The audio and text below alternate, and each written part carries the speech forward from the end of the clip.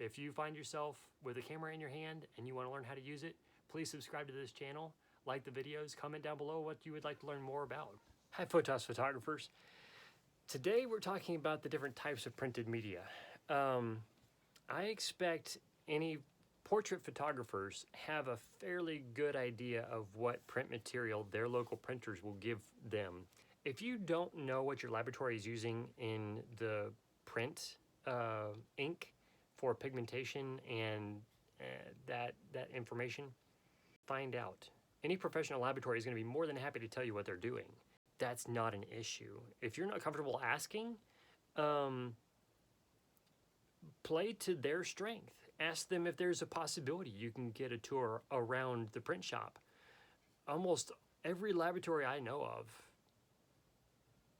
I mean, even drugstores, they may not let you behind the counter, but they'll say, oh, well, here's our printing machine and we use this and we do that, we have this paper. And I mean, the only people that wouldn't tell you that are people that aren't willing to sell you on their process and their quality.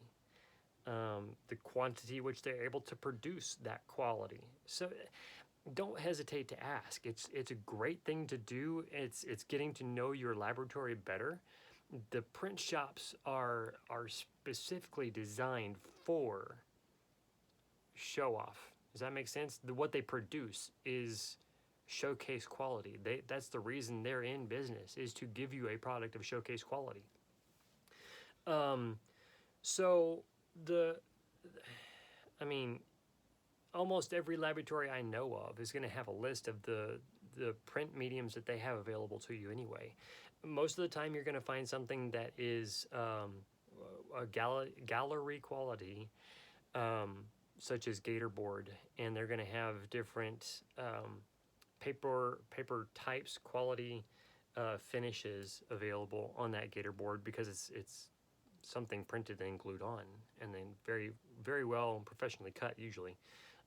In my local laboratory, they do a fantastic job.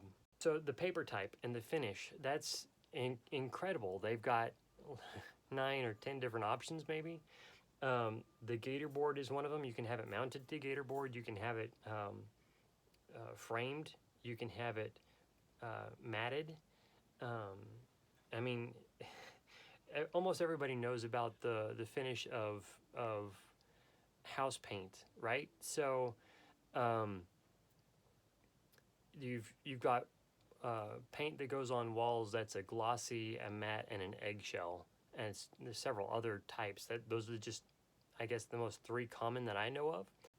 I guess the idea that the finishes are similar enough to the paint types. You've got a glossy photograph finish. You've got some sort of matte finish. But one of the fancy, most, I guess, premier items for a medium is what's called silver paper. And getting something printed, it used to be called a silver print in the place where we had most of these done. I don't know. You had to be careful what you printed on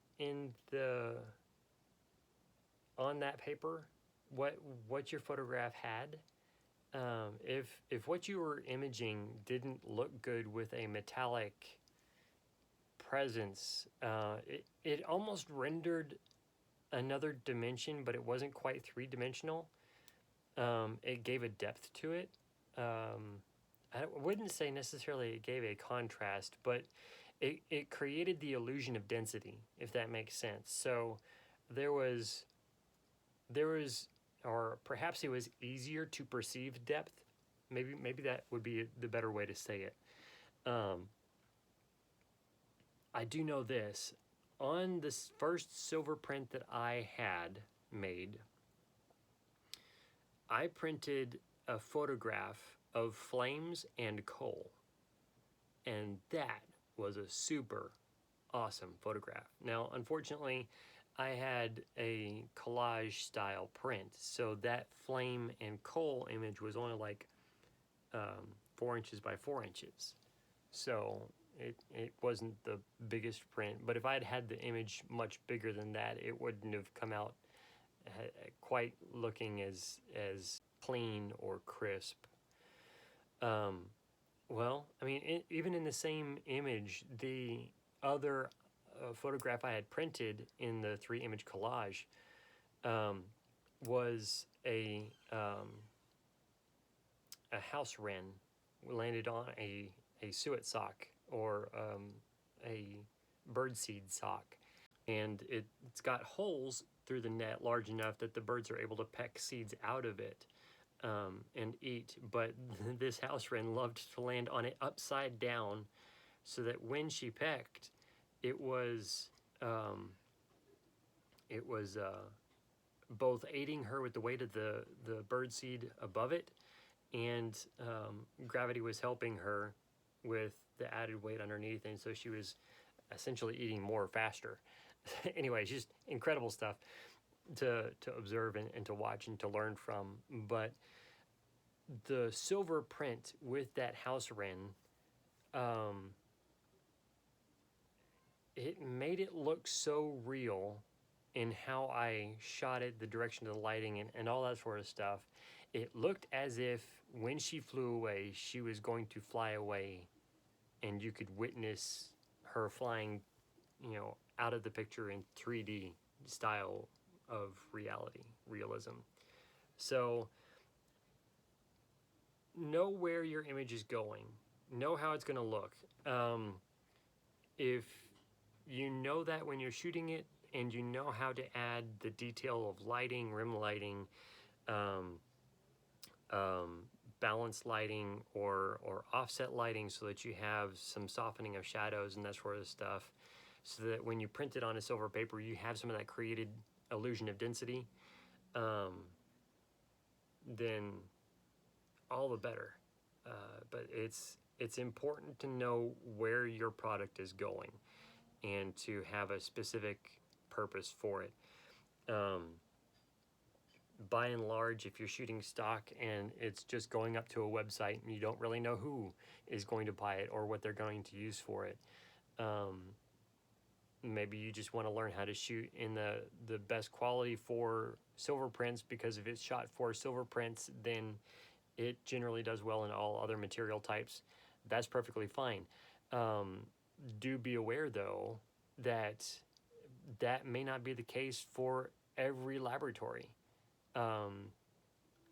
And maybe you don't want to put that time or that quality into every photograph. So that's just some decisions you need to come to in terms of what you're willing to shoot for quality, and the amount of quantity you want to put out from your Studio 2 or from your camera. So this has been a little longer video, but I think it's been some pretty awesome content, some things that I've known, but I might not have really put together this way if I hadn't made the video either. So thank y'all so much for watching, and look forward to hearing your comments of what this content has added to you or made you think about.